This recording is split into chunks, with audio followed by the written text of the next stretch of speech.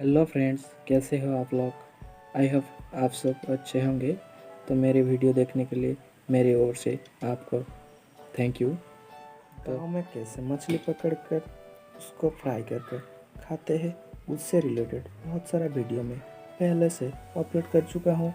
तो आप यदि देखने चाहते हो तो मेरे चैनल पर जाके देख सकते हो। आज मैं आपके साथ शेयर करने जा रहा हूँ सिमई की रेसिपी। तो वीडियो को लास्ट तक जरूर देखिए।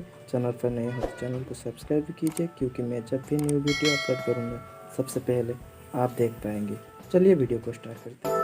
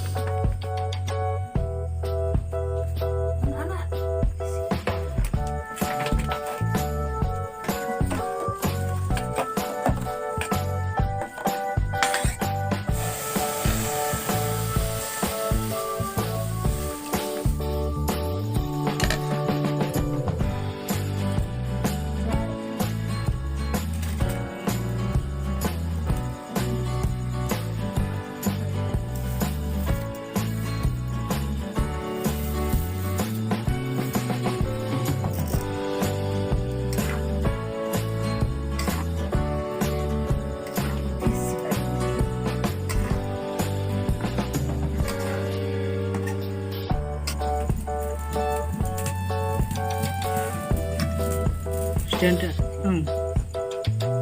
स्टैंड